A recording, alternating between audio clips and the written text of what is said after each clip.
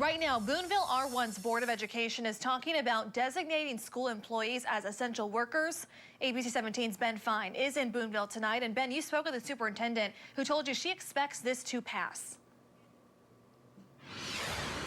Deb, I actually just stepped out of that meeting that's taking place here right behind me, where the board voted unanimously to approve that measure, deeming school employees essential workers. Now, I spoke with Dr. Sarah Marriott earlier, who told me this will ease a lot of stress on teachers.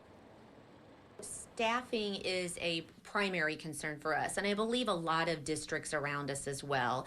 If we were to happen to need to close, it would probably be due to staffing issues. Dr. Marriott said that the resolution to make school employees essential workers actually isn't a huge change for the district. Students are already allowed to stay in school if they come in close contact with COVID-19 in the classroom.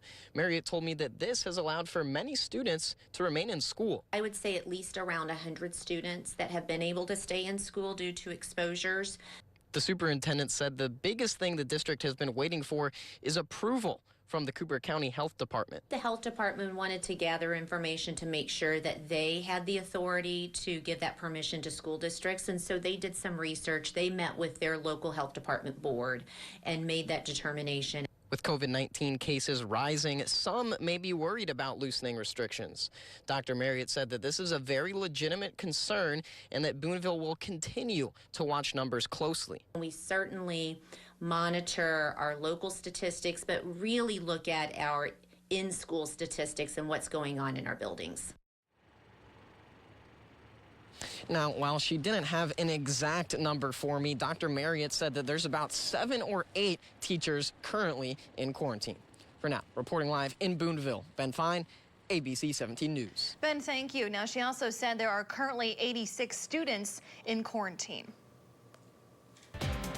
The 14-day COVID-19 case rate for Columbia Public Schools is down for the first time in over a week. According to the school district's data, there are nearly 109 cases for every 10,000 people within district boundaries. That's down about 2 points from yesterday. CPS uses this 14-day case rate to decide on possible switches in learning models. And the Moberly School District is updating its COVID-19 policies ahead of next semester. The Board of Education voted to adopt some new mask and close contact guidelines. According to the district, students and staff are now required to wear masks starting on January 1st.